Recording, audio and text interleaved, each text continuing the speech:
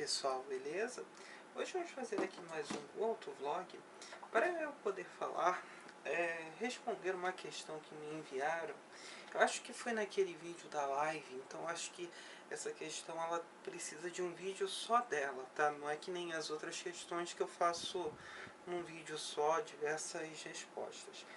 É a questão do GNV. Quem mandou foi o Gabriel Patrício, que já acompanha o canal há bastante tempo. O que acontece com o GNV? O GNV é o gás natural veicular. O que eu acho do GNV? Eu já tive uma experiência com o GNV e o GNV esteve presente no meu primeiro carro. Eu falo muito daquele Monza verde, né, do Flecha verde, e esse Monza verde, esse Monza GL, ele tinha GNV. Quem quiser pesquisar para comprovar isso que eu estou falando, é só procurar pela placa dele, que é MUF 1111. Vocês vão ver que na documentação ele tem GNV há muitos anos. Eu acredito que aquele carro tenha recebido GNV em 2003 ou 2004 e continuou tendo na época que ele foi meu, entre 2010 e 2012. E a experiência que eu tive não foi nada boa. Por quê? Toda vez que o carro trabalhava com GNV, o que acontecia? Ligava a luz da injeção, em paradoxo normal, e era uma perda de potência, que era uma coisa assim monstruosa, muito pesada. Você perdia muita força do motor quando o carro passava ao GNV.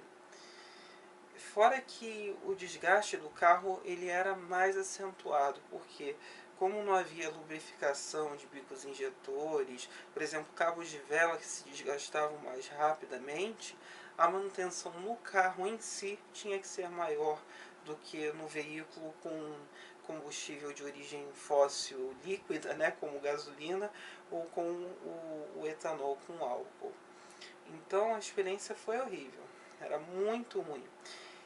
Para vocês terem uma ideia, eu nunca tinha dirigido naquela época um carro 1.0. Meu primeiro carro 1.0 foi o Logan. Ou seja, aí temos um lapso de em torno de 3 anos, né? Mas o primeiro carro 1.0 que eu dirigi de verdade foi um Fiesta Elsa Soares, que era do meu trabalho. Fiesta Elsa Soares é o Fiesta Roucan, aquele que foi produzido de 2002 até 2014 e que era mais seguro do que o Ford Ka, curiosamente, né? Mas esse Fiesta era muito pesado pro tamanho do motor dele, que era 1.0, que rendia, se não me engano, 66 cavalos com gasolina e 73 cavalos com álcool. Mas eram mais de 1.100 quilos para o carro empurrar, então era assim, muito complicado, era muito fraco. Mas a impressão que me dava é que esse Fiesta, quando comparado com aquele Monza, que era um motor 2.0, a gasolina originalmente com 110 cavalos, ele era passado para GNV, ficava mais fraco do que esse Fiesta. Era uma coisa assim absurda, abismal. Então se você ligasse o ar-condicionado, era pior ainda a situação. O que eu quero falar com isso em cima do GNV? Vão ter pessoas que vão defender muito e vão ter pessoas que vão odiar muito. Você não consegue ter um meio termo, né, de achar que o GNV é o GNV. Ou o GNV é uma coisa muito legal ou é uma coisa muito ruim. Para mim foi uma coisa muito ruim. Por exemplo, eu conheço uma corretora de imóveis lá do Rio de Janeiro, a Daniele. Ela tem ainda um Corolla, se não me engano é um Shay, e até uma configuração interessante para quem é gearhead, né? Gosta de acelerar. Ele é ano 2009, 1.8 flex. Ele tem, se não me engano, 138 ou 140 cavalos. E câmbio manual de, acho que são 6 marchas naquele carro. De qualquer forma, é câmbio manual. Ela reclamava bastante do consumo do carro, que eu não achava nada de demais, né? Ela fazia lá seus 9 km por litro no ciclo urbano de gasolina. Se você pensar o peso do carro, a potência do carro, estava super adequado. Ela converteu no meio do ano o carro para o GNV.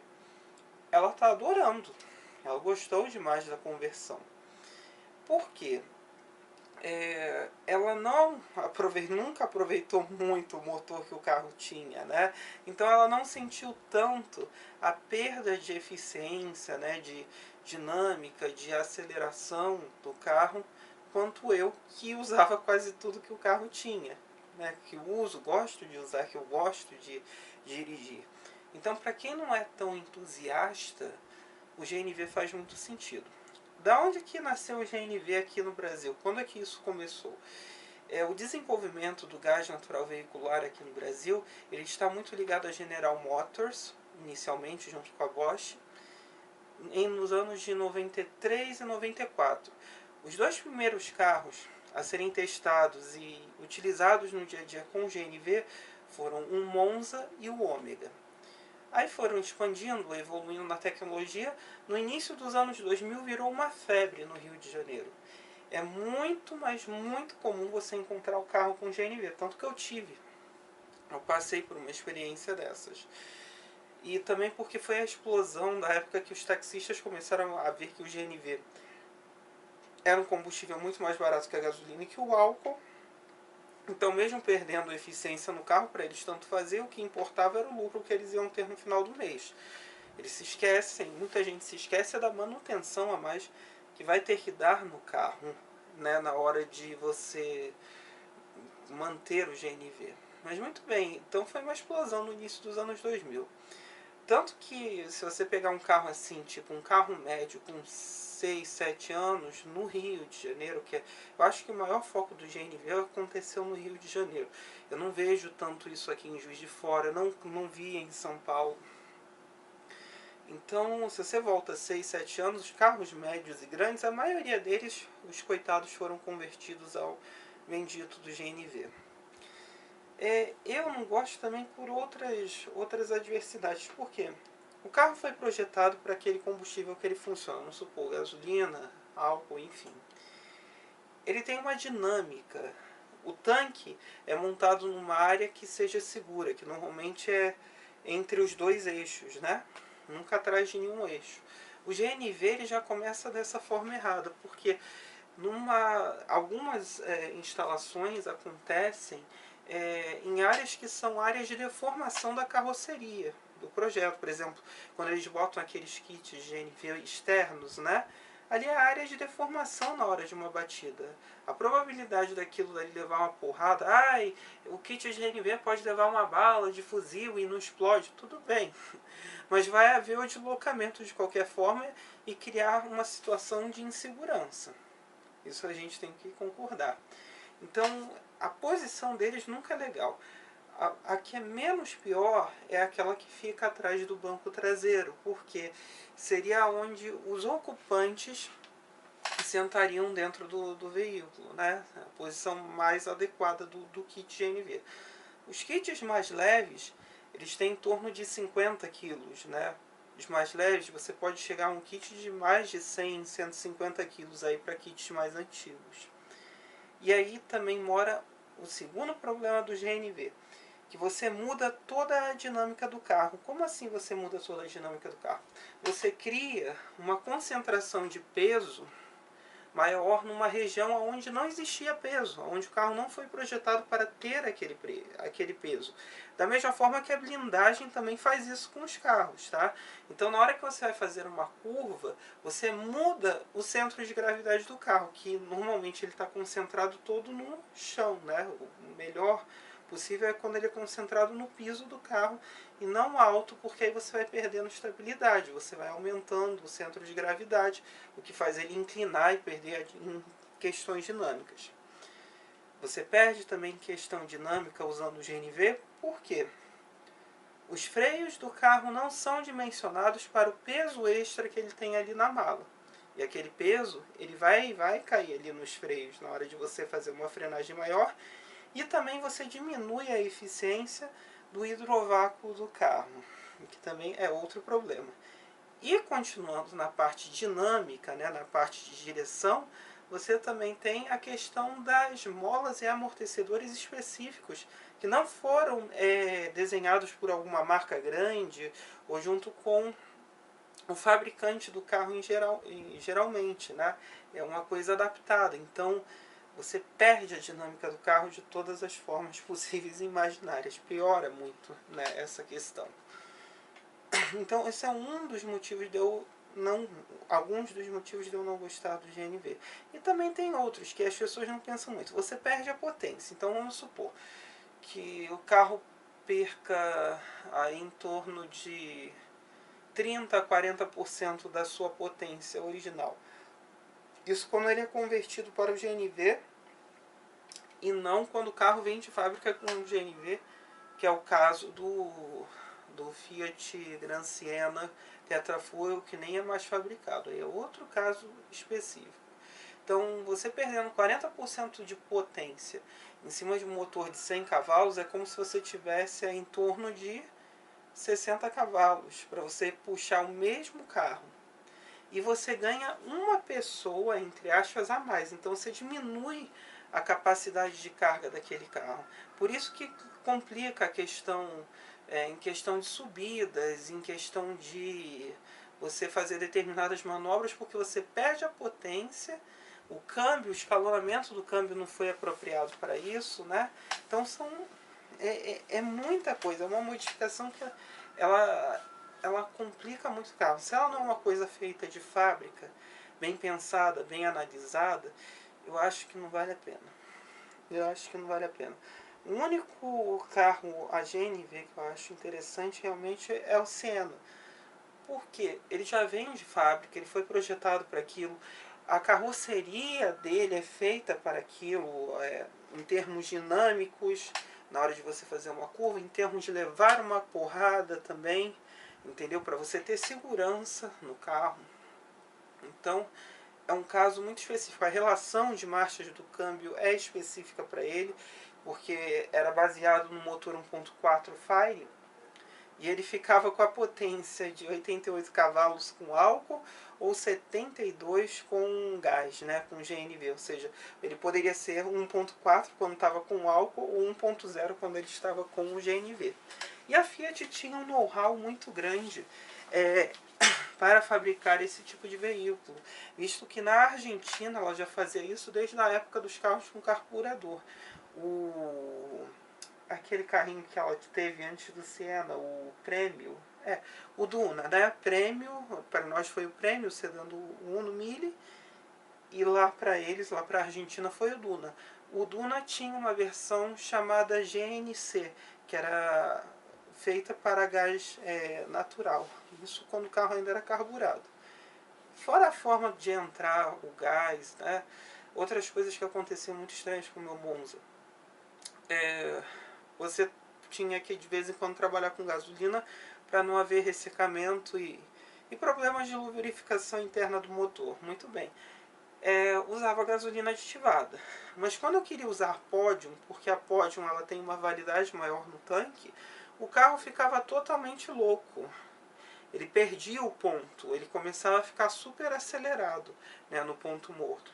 Então isso já era uma das causas e efeitos do GNV em cima do carro. Então, realmente assim, eu não discuto, eu entendo sim porque a crise está grande, o preço dos combustíveis está um absurdo, e, por exemplo, em estados como o Rio de Janeiro, o GNV ele tem uma adição extra, que você ganha 70% de desconto em cima do IPVA. Ou seja, num carro que você pagaria R$1.000 de IPVA, você vai pagar R$300 de IPVA, que é uma diferença muito grande. Por isso que tem maluco até colocando gás em Camaro, nesses carros assim, muito mais caros que não poderiam ter, ou até mesmo em coisas malucas, por exemplo. Você vê muito aquele Sangyang, né? Aquelas picapes Action, Kiron, acho que é Kiron ou Chiron, não sei como é que eles chamam. Aqueles carros meio esquisitos, né? Que é uma mistura de SUV com hatchback bem maluca. E muita gente tem colocado gás, mas não usa o gás no carro.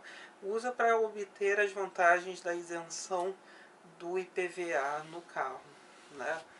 Então, assim, é complicado, mas eu entendo sim quem precisa nesse caso, né?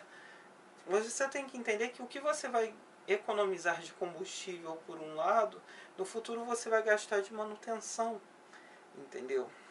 E também, se dá a louca no governo de aumentar o valor do gás, já era todo o teu investimento, né, do metro cúbico do gás.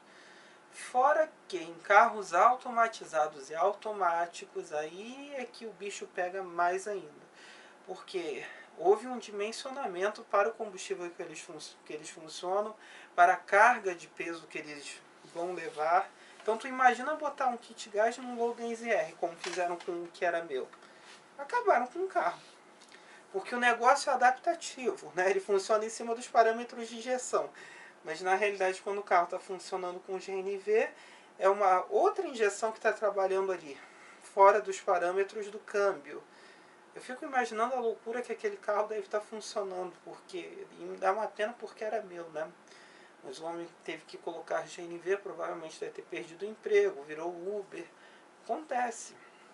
E também, principalmente por causa da questão do IPVA, porque se eu paguei no primeiro ano 1.200, no segundo 1.600, ano passado ele deve ter pago aí quase R$ 2.000 de IPVA numa boa, né?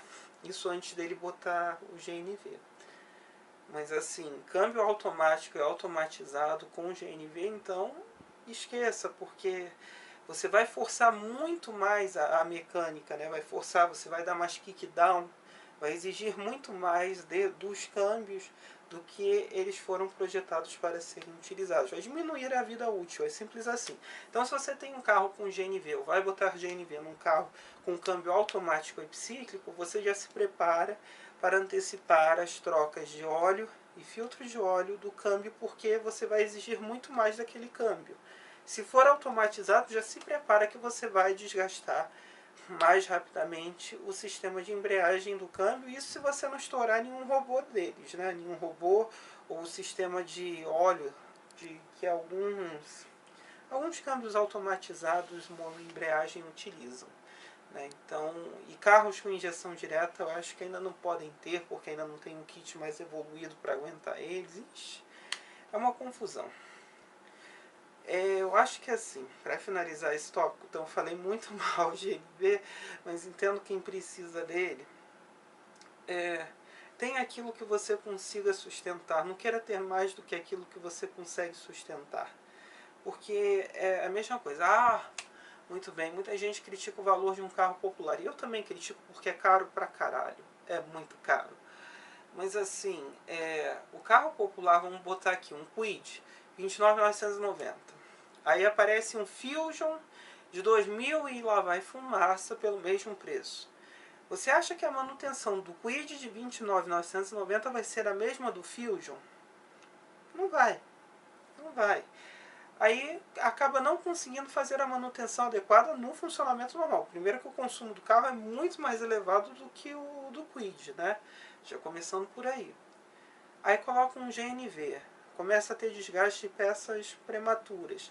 Não está preparado para trocar um pneu de um Fusion, que é um pneu muito mais caro do que um Kwid usa. Então vamos ter senso, gente, vamos ter senso. Principalmente ter senso. E isso segue em todas as categorias. Dos carros médios, dos carros grandes, em todos os carros. Né? Vamos ter senso e ter um pouquinho de tino em cima dessa parte, né?